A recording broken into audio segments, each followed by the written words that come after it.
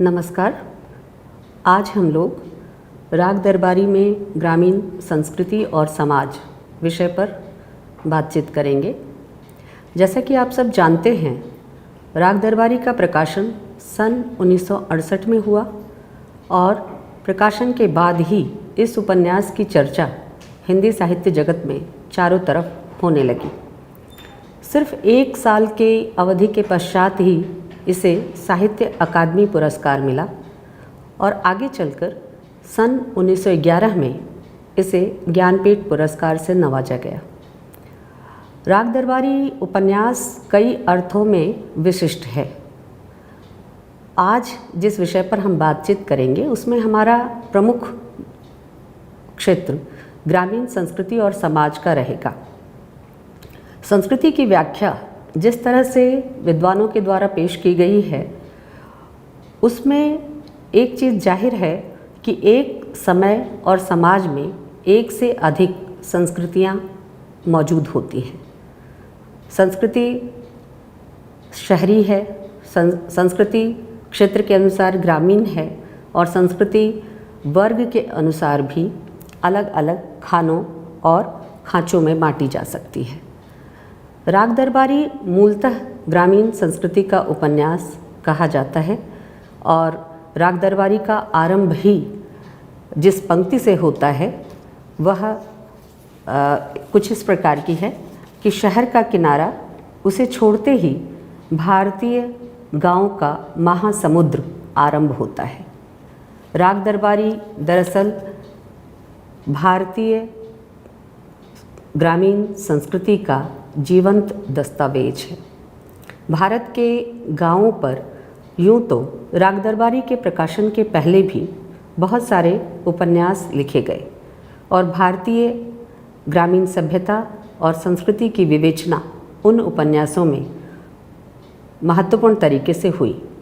लेकिन राग दरबारी की खूबी ये है कि राग दरबारी में जो सन 50 के बाद का भारत है, यानी आज़ादी के बाद का भारत है, और आज़ादी के बाद के भारत में गाँव के लिए जो तमाम योजनाएं थीं, गाँव के लिए जो तमाम सहूलियतों को देने की घोषणा थी, नई आधुनिकता की झलक जो गाँव तक पहुँचनी थी, जनतंत्र के अधिकार जो गाँव को मिलने थे, इन तमाम चीज़ों के परिप्रेक्ष्य में राग दरबारी की ग्रामीण संस्कृति निर्मित होती है। इन तमाम राजनीतिक सामाजिक हलचलों की छाया राग दरबारी पर पड़नी लाजिम थी और जाहिर है कि सन 67 में अगर कोई उपन्यास लिखा जाएगा और भारतीय गाँवों को उसका केंद्र बनाया जाएगा तो उसमें लोकतंत्र और लोकतांत्रिक अधिकारों के साथ साथ ग्रामीण संस्कृति की जो उथल पुथल, ग्रामीण संस्कृति का जो सम्मिश्रण है और उसके जरिए जो नए किस्म का भारत गाँव के भीतर से पनप रहा है, उसके प्रति एक दृष्टिकोण मिलना चाहिए और वह राग दरबारी में मौजूद है। राग दरबारी के संदर्भ में हम ध्यान रखें कि शिवपालगंज एक ऐसा गांव है जो अपने आप में संपूर्ण भारत का प्रतिनिधित्व करता है। शिवपालगंज में पूरा भारत समाहित है और शिवपालगंज की जो राजनीति है, शिवपालगंज की जो जीवन शैली है, लोक संस्कृति है, वहाँ की जो ग्रामीण चेतना की अभिव्यक्ति है, वह सब कुछ जैसे संपूर्ण भारतवर्ष की ग्रामीण संस्कृति का प्रतिनिधित्व करती है और बृहत्तर दायरे में देखें तो संपूर्ण भारत का ही प्रतिनिधित्व करती है। भारत एक आज़ादी के बाद एक पिछड़े हुए देश से विकसनशील देश की कोटि में जा रहा था। हमारी अर्थव्यवस्था धीरे धीरे तरक्की की राह पर थी और उसकी कुछ सुविधाओं को गांव तक पहुंचाने का प्रयत्न भी शुरू हो गया था। नई चीज़ों की धमक सुनाई दे रही थी और पुरानी चीज़ें भी उस गांव की संस्कृति में रची बसी हुई थी। इन तमाम नए और पुराने के द्वंद्व के बीच जो शिवपालगंज की उस गांव की कहानी है, उस गांव में लोगों के जीवन और उनके चिंतन का जो दायरा है, उसको श्रीलाल शुक्ल जी ने बड़ी खूबी के साथ राग दरबारी में पेश किया है।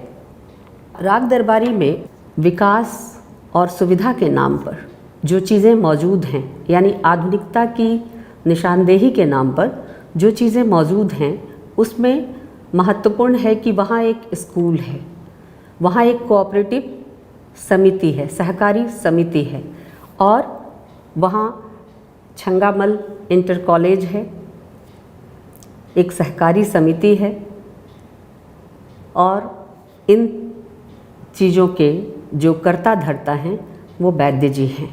एक ऐसा चरित्र है जो उस गांव की पूरी संरचना के केंद्र में बैठा हुआ है। ये वैद्य जी कैसे हैं? इन वैद्य जी के बारे में गांव के लोगों को कम से कम पता है। वे नहीं जानते कि वैद्य जी के विषय में उनका जो अतीत है वो कैसा था, क्या है, क्योंकि वैद्य जी इस धारणा के व्यक्ति थे कि जो लीडर होता है उसके बारे में जनता को कम से कम पता होना चाहिए। अब देखिए कि यह जो ग्रामीण संस्कृति है और यहाँ का जो नेतृत्व है वैद्य जी के हाथ में, वो कहीं ना कहीं भारतीय राजनीति और उसके नेतृत्व के साथ भी जुड़ी हुई दिखाई देती है।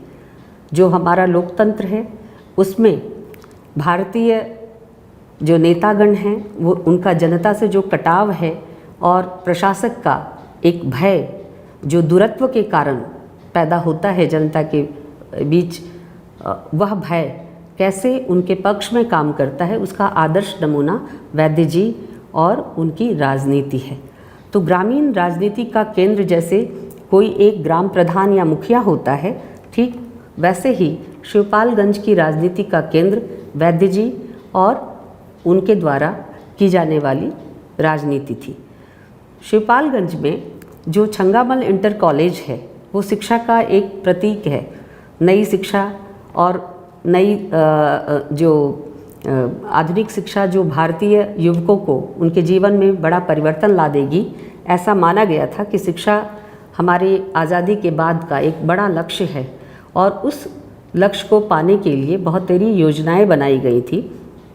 लेकिन छंगामल इंटर कॉलेज का जो दृश्य शिवपालगंज में श्रीलाल शुक्ल चित्रित करते हैं वो बड़ा दिलचस्प है। वो कहते हैं कि ये कॉलेज इंटरमीडिएट कॉलेज है, लेकिन सिर्फ यहाँ पढ़ने वाले लड़के इमारत के आधार पर ये कह सकते हैं कि ये कॉलेज शांति निकेतन से होड़ ले सकता है। अर्थात यहाँ न तो बिजली की सुविधा है, न पानी की कोई व्यवस्था है, न कोई नल है, न पक्का फर्श है, न कोई इमारत है। यानी खुले में शिक्षा प्रदान करने की जो रविन्द्रनाथ ठाकुर की नीति थी, उनका दृष्टिकोण और दर्शन था, जिसके आधार पर उन्होंने शांति निकेतन का गठन किया था।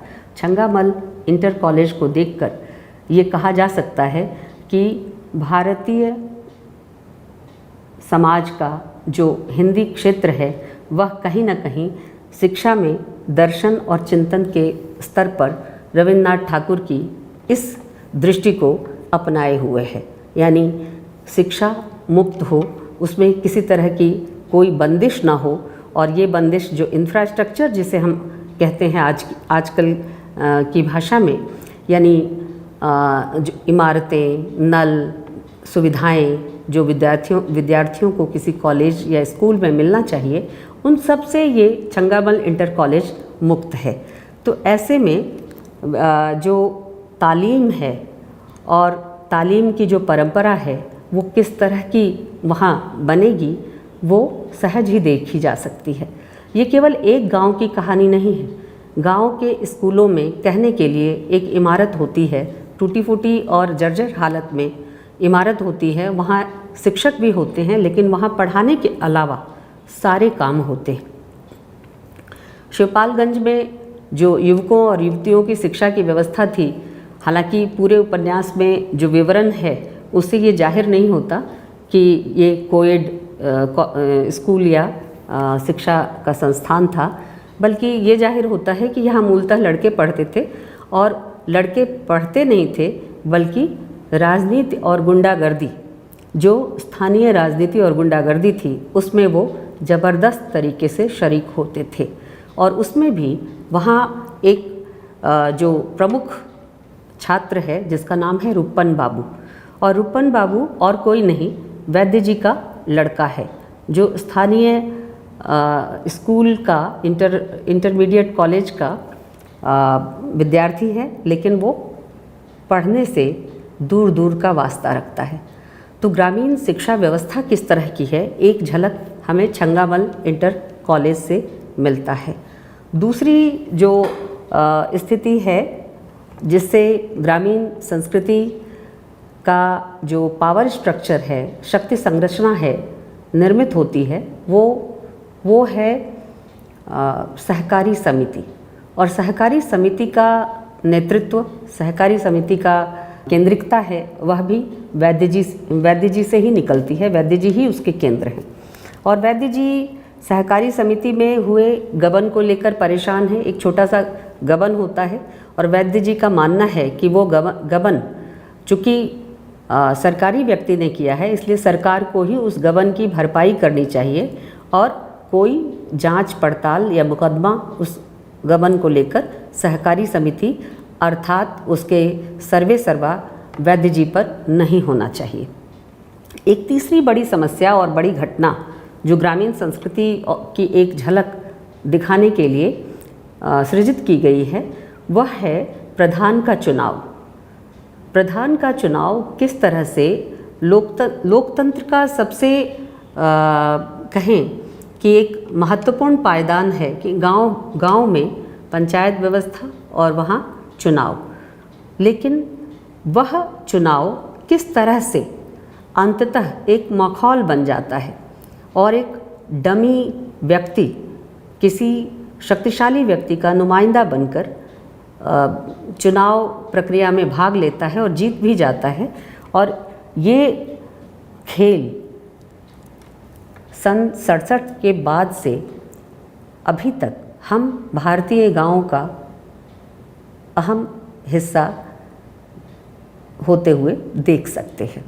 भारतीय गांवों में आज भी जो स्थिति है, अगर कोई सीट या कोई गांव का कोई इलाका महिला सीट घोषित कर दिया जाता है तो महिलाएं चुनाव लड़ती तो हैं, लेकिन उन्हें पता नहीं होता, उनको चेतना नहीं होती कि वो चुनाव किससे और क्यों लड़ रही हैं, किन उद्देश्यों के साथ लड़ रही है। इसी तरह से शिवपालगंज में सनीचर का चरित्र रचा गया है। सनीचर दरअसल और कोई नहीं वैद्य जी का सेवक है, लेकिन इस सेवक को ये मौका मिलता है कि वह अपने गांव से प्रधान का चुनाव लड़े। और ध्यान रखिए कि यह सेवक प्रधान का चुनाव लड़ते ही जब जीत जाता है लड़ने के बाद, तो एक छोटा मोटा दुकान खोल लेता है। छोटी मोटी ये जो दुकान की व्यवस्था जो सनीचर अपने लिए करता है, इसमें जो चीज़ विज्ञापित है वो उस दुकान पर मिलती नहीं है, और जो चीज़ नहीं विज्ञापित है वह उस दुकान पर धड़ल्ले से मिलती है। इशारा उपन्यासकार का नशे के व्यापार की तरफ है, अवैध शराब और अफीम और गांजे की तरफ है, जिसको सनीचर उस छोटी सी दुकान के जरिए गांव वालों में बेचता है। तो इस तरह से ग्रामीण संस्कृति जिसमें भदेसपन भी है, जहाँ कच्ची सड़कें हैं, धूल उड़ाती गाड़ियाँ हैं, रूखे बाल और कुपोषित बच्चे हैं, अशिक्षित युवा और युवतियाँ हैं और भ्रष्ट राजनीति है, ये तमाम चीज़ें हम शिवपालगंज की ग्रामीण संस्कृति की संरचना में रची बसी देखते हैं। और एक चीज़ और ध्यान रखना चाहिए, जैसा कि रेमंड विलियम्स ने बताया है संस्कृति की व्याख्या करते हुए कि संस्कृति केवल वही नहीं है जो आभिजात्य लोगों की है। तमाम बुराइयों के बावजूद भारतीय गाँव की दशा को, उसकी सांस्कृतिक अवस्था को, उसकी सामाजिक राजनीतिक चेतना को कैसे आगे लाया जा सकता है, कैसे उसे बढ़ाया जा सकता है, कैसे उसको विकास के रास्ते पर डाला जा सकता है, इसका प्रयत्न किया ही जाना चाहिए। और इसको करने के लिए जो उस संस्कृति की यथार्थ स्थिति है उसका बयान बेहद ज़रूरी है, उस संस्कृति की पहचान बेहद ज़रूरी है, जो श्रीलाल शुक्ल इस उपन्यास में बखूबी करते हैं। यहाँ कुछ महिला पात्र भी हैं और ये महिला पात्र ऐसी महिला पात्र हैं, ऐसे चरित्र हैं जो साइलेंट चरित्र हैं, बोलते नहीं हैं। उसमें एक बेला का चरित्र है। बेला की उपस्थिति बस एक झलक दिखाने मात्र को एक घटना के संदर्भ में क्रियाशील दिखती है, अन्यथा बेला की उपस्थिति साइलेंट उपस्थिति है। रेमंड विलियम्स कहते हैं कि इन तमाम चीज़ों के मौजूदगी में गांव की संस्कृति के प्रति एक भदेस नज़रिया, एक उपेक्षा का भाव हमारे बीच हो सकता है, लेकिन हमें इससे बचना चाहिए। क्यों? क्योंकि ये जो मनोरंजन की, खान पान की, रहन सहन की, बोली बानी की जो आदतें हैं, जिसमें गांव की संस्कृति की झलक मिलती है, यानी वहाँ की भाषा, शिवपालगंज की भाषा देखिए तो शिवपालगंज की भाषा जो है वो गंजही भाषा है, यानी गंज की भाषा, गंजही भाषा। और उस भाषा में स्थानीय शब्द हैं और कई ऐसे वाक्यों का प्रयोग है जो आम तौर पर भदेस कहा जा सकता है, लेकिन ग्रामीण संस्कृति और व्यवहार का वो अभिन्न हिस्सा है। गालियों की बौछार है, क्योंकि ग्रामीण संस्कृति का यह एक अहम तत्व है। जो भाषा की ग्राम्यता है वह अहम तत्व है। जैसा कि कहा गया है, ईश्वरचंद्र विद्यासागर ने भी इस बात की आलोचना की है कि जब हम गाँव की बात करते हैं तो गाँव में केवल वही कुछ नहीं है जो शहर के लोगों को लुभाता है, बल्कि गाँव की जो संस्कृति है वह अपनी कठिनता में, अपने भदेसपन में और अपनी जटिल संरचना में कई बार विकृति की ओर भी इशारा करती है और एक तरह का विराग भी पैदा करती है। यानी जो ग्राम्य दोष है उसको हमें ग्रामीण संस्कृति की विवेचना करते हुए भूलना नहीं चाहिए। और जाहिर है कि गांव जैसा है, अपने ग्राम्यत्व के साथ, ग्राम्य दोष के साथ उसको उसी रूप में रखना यथार्थ का चित्रण करने के लिए आवश्यक शर्त है। श्रीलाल शुक्ल ने इस शर्त को बखूबी निभाया है, लेकिन हमें यहाँ सावधान रहने की भी ज़रूरत है। सावधान इस अर्थ में कि जो भदेसपन है, संबंधों की जो जटिलता और कुटिलता है, जो शिवपालगंज के अंदर रहने वाले लोगों के व्यवहार में कई बार झलक जाती है, जहाँ मुँह से ज़्यादा लात की बात होती है, जहाँ शिक्षा जो है वह केवल कागज़ की चीज़ है, लेकिन कागज़ पर विद्यार्थी हैं, विद्यार्थी पास भी हो रहे हैं, विद्यार्थी पढ़ाई भी कर रहे हैं, लेकिन वास्तव में न तो इमारत है, न विद्यार्थी पढ़ रहे हैं, न गांव में बिजली पानी की कोई खास सुविधा है, और तमाम तरह का पिछड़ापन, अंधविश्वास, कुरीतियाँ, दोष गांव की ज़िंदगी में उपस्थित है। यही नहीं, जो मनोरंजन का प्रधान विषय है वो एक दूसरे का कैरेक्टर एसेसिनेशन, विशेषकर अगर वो लड़की हुई तो उसका, जैसे बेला का एक उदाहरण यहाँ है। बेला गयादिन की पुत्री है और जैसा कि तमाम विवरणों में पता चलता है कि वह सभ्य और भली लड़की है, लेकिन रूपन से लेकर रंगनाथ और बद्री पहलवान तक उस पर बुरी नीयत रखते हैं और उसके बारे में तमाम तरह की अफवाहों को फैलाते रहते हैं। गांव के लोगों में बेला एक अजूबा है और बेला को किसी ने नहीं देखा, लेकिन बेला के पत्र सार्वजनिक तरीके से पढ़े जाते हैं और ये पता नहीं कि वास्तव में वो पत्र बेला ने ही लिखा है अथवा किसी और ने। गांव में एक मास्टरनी भी है जो अनपढ़ युवतियों के लिए पत्र लिखने का काम करती है। और पत्र की भाषा क्या होती है? सिनेमाई अंदाज में पत्र में केवल फिल्मी गीत लिखे रहते हैं और उन गीतों के जरिए प्रेम की अभिव्यक्ति की जाती है। लेकिन ये एक पैटर्न है, ये प्रेम की अभिव्यक्ति का एक ग्रामीण पैटर्न है जिसको श्रीलाल शुक्ल ने पूरी संजीदगी से दिखाया है। यथार्थ के इस पक्ष को रूपायित करने में यह घटना मदद करती है कि गांव में शिक्षा का जो स्तर है उसमें स्त्री चाहे भी तो अपने भावों को अपने शब्दों में ठीक ठीक व्यक्त नहीं कर सकती, उसे किसी अन्य का सहारा लेना होगा और वह अन्य भी जो भावाभिव्यक्ति है उसमें सिनेमाई अंदाज और फूहड़पन के साथ ही प्रेम की अभिव्यक्ति कर पाएगा। क्योंकि इस शिक्षा से जिस चेतना का विकास होता है वह शिक्षा उस गांव से नदारद है। गांव की गंदी राजनीति है जिसमें ताकत या शक्ति का प्रदर्शन ही अहम है और शक्ति में भी धन की शक्ति से ज़्यादा बल की शक्ति यानी शारीरिक ताकत का प्रदर्शन है। जाहिर है ऐसे में उन लोगों के लिए अवसर सीमित हो जाते हैं जो शारीरिक बल में कमज़ोर पड़ते हैं या जो गांव की जो शक्ति संरचना है उसमें निचले पायदान पर खड़े हैं। जैसे चमर टोला के लोग, जहाँ एक घटना का वर्णन श्रीलाल शुक्ल करते हैं। जब रुपन चमरही से गुजरता है, चमरही से रुपन जैसे व्यक्ति का गुजरना यानी वैद्य जी के पुत्र का गुजरना एक घटना है। संविधान ने सबको जाति, लिंग, आर्थिक स्थिति, इन तमाम चीज़ों को दरकिनार करके सबको बराबर का अधिकार दिया। लेकिन इसके बावजूद भी अभी तक गांव में चेतना के स्तर पर भले जो दलित वर्ग हैं उसमें ये जागरूकता आई है कि अब पहले का राज नहीं रह गया, लेकिन व्यवहार में वो चीज़ अब भी नदारद है। रुपन बाबू या वैद्य जी के परिवार का कोई भी व्यक्ति अगर चमरही से गुजरता है तो यह एक बड़ी घटना के रूप में दर्ज की जाती है, ये सामान्य घटना नहीं है।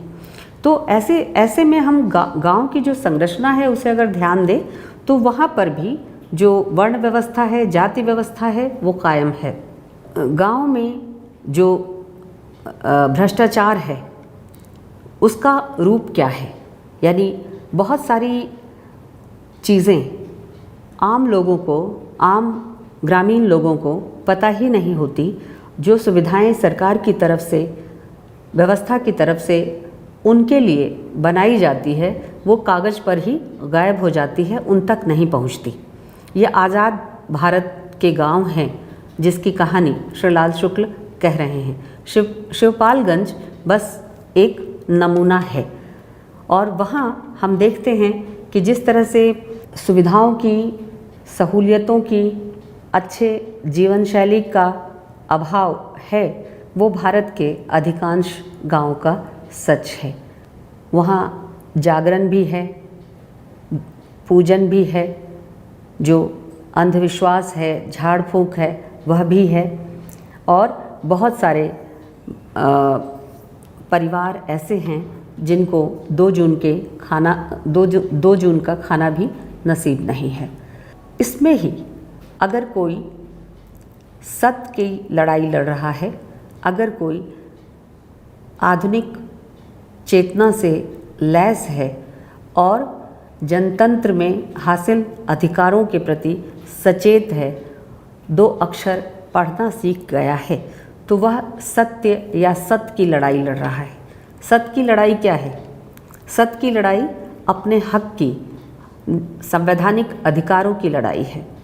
और लंगड़ एक कैरेक्टर है इस गांव में, एक चरित्र है जो भ्रष्टाचार में शामिल नहीं होना चाहता, घूस नहीं देना चाहता, लेकिन जहाँ से उसकी ये नैतिक बुद्धि पनप रही है उसका कारण ये नहीं है कि वह इस चेतना से युक्त है कि घूस देना बुरी बात है, बल्कि घूस उससे, उसकी हैसियत से ज़्यादा मांगा गया, इसलिए वह देने की स्थिति में नहीं है और वो जिद ठान लेता है कि वह घूस नहीं देगा और घूस न दिए बिना ही वह न्यायालय से नकल, कागज़ की नकल प्राप्त कर लेगा।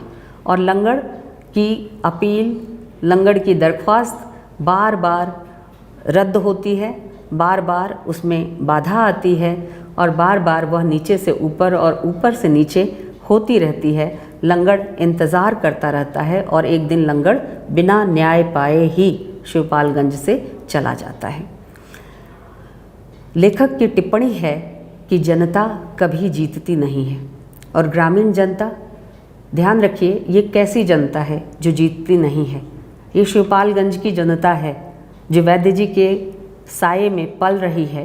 वैद्य जी जैसे ताकतवर और महीन शोषक के साये में पल रही है, उसके नेतृत्व में उस गांव की प्रधानी है।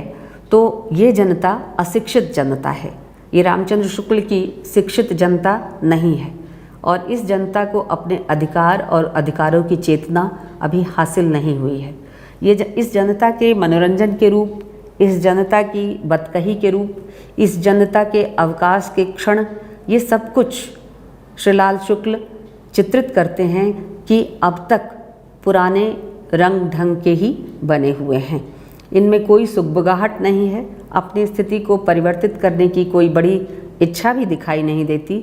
जो लोग राजनीति के, ग्रामीण राजनीति के खिलाड़ी हैं, वही इसमें अपनी दावें चलते रहते हैं।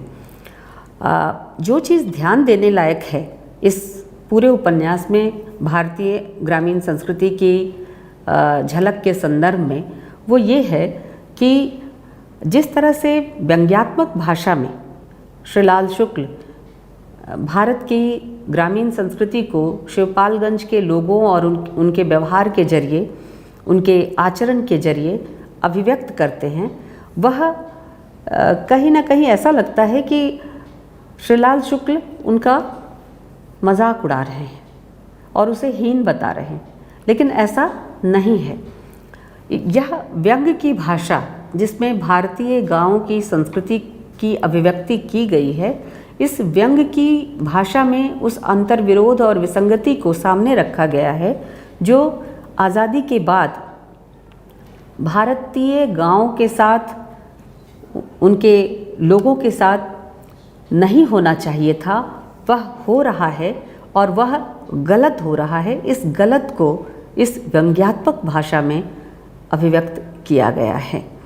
एक और चीज़ यही हमें ध्यान रखना चाहिए संस्कृति की व्याख्या और संस्कृति के विवेचन के क्रम में, कि संस्कृति के एक समय में, एक समाज में और एक देश में एकाधिक रूप होते हैं और एक संस्कृति की कई कई उपसंस्कृतियाँ भी हो सकती हैं, जो कि भारतीय समाज के लिए भी उतना ही बड़ा सच है।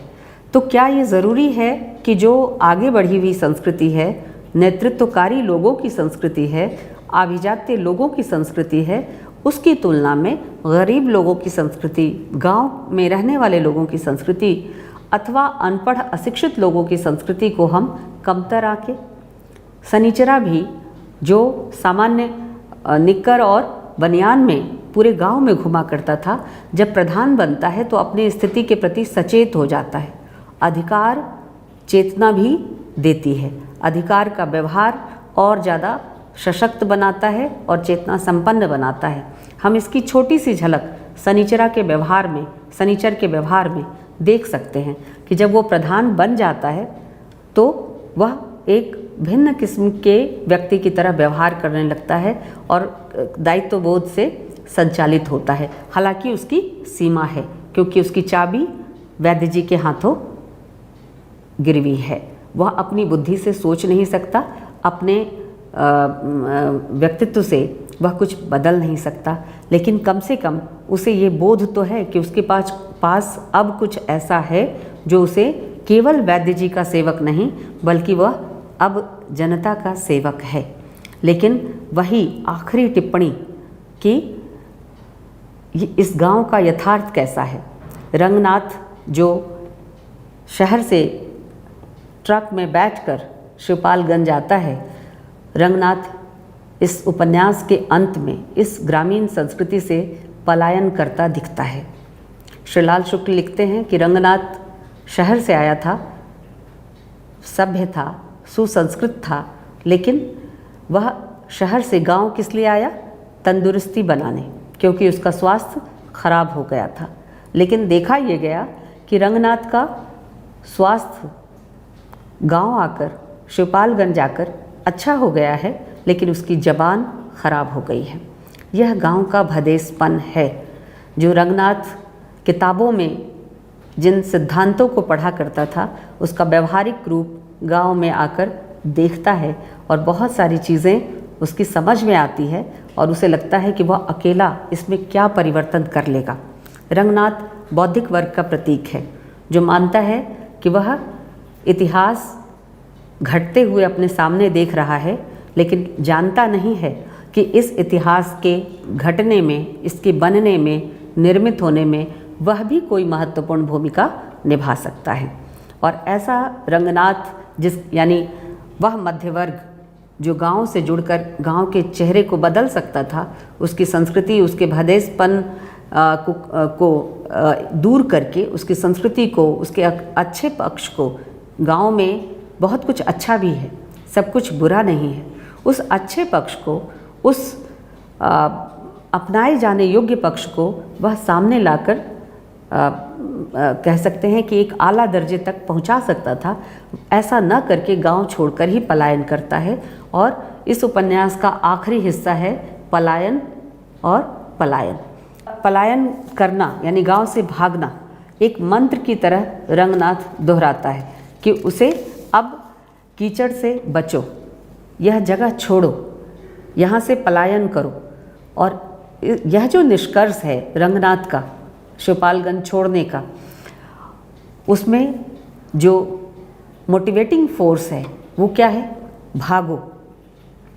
इस गांव की संस्कृति, इस गांव के भदेसपन, इस गांव की अनपढ़ता, अशिक्षा, कुरीतियाँ, अंधविश्वास, इन तमाम चीज़ों से, घटिया राजनीति, इन तमाम चीज़ों से भागो।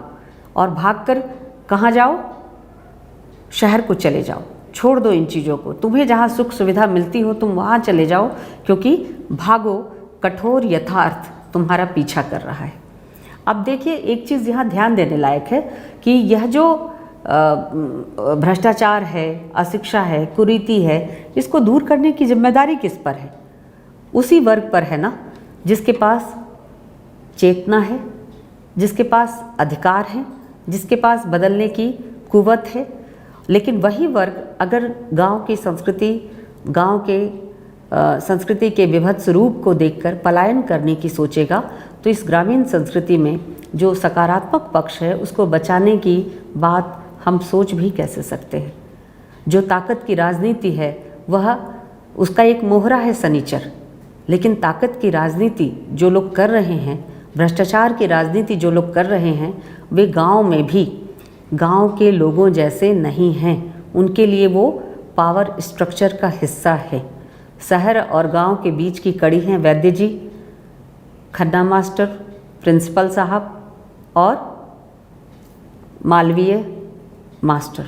इस तरह से ये तमाम लोग हैं। शिक्षा व्यवस्था के मोहरे के रूप में खन्ना मास्टर और मालवीय मास्टर का एक प्रतिरोधात्मक चेहरा भी उसी ग्रामीण संस्कृति के भीतर मौजूद है, लेकिन वो बहुत दूरगामी असर नहीं छोड़ता और अंततः इन दो शिक्षकों से इस्तीफा ले लिया जाता है। उसी ग्रामीण संस्कृति के सामंजस्यमूलक स्वरूप को बचाने की दुहाई के नाम पर, जिसके रक्षक और पुरोधा वैद्य जी हैं। इस तरह से हम जो चेहरा भारतीय ग्रामीण समाज और संस्कृति का श्रीलाल शुक्ल के इस उपन्यास में देखते हैं, वह यथार्थ के काफ़ी करीब है, लेकिन वह यह भी बताता है, उस गांव के भदेसपन को उजागर करने के साथ साथ वह यह भी बताता है कि इस भदेस स्थिति को, इस ग्रामीण संस्कृति की जो जहालत वाली स्थिति है, इसको बदलने की ज़रूरत है। इसमें हस्तक्षेप करने की ज़रूरत है और ये हस्तक्षेप केवल कागजी हस्तक्षेप से या कुछ लोगों को उसका नुमाइंदा बनाकर हस्तक्षेप करने से संभव नहीं होगा। अगर गांव को बदलना है तो शिक्षा पहली सीढ़ी है, राजनीति उसके बाद की सीढ़ी है। शिक्षा की व्यवस्था अगर छंगामल इंटर कॉलेज की तरह गांव में की जाएगी तो गांव के बच्चे कभी भी सही मायनों में शिक्षित नहीं होंगे, और शिक्षित नहीं होंगे तो अपने अधिकार और चेतना से हमेशा वंचित ही रहेंगे। तो आज का विषय कि राग दरबारी में ग्रामीण संस्कृति और समाज, इस परिप्रेक्ष्य में हम देखते हैं कि ग्रामीण संस्कृति शहरी संस्कृति के बरक्स एक विपर्य की तरह शिवपालगंज के माध्यम से राग दरबारी में उपस्थित है। धन्यवाद।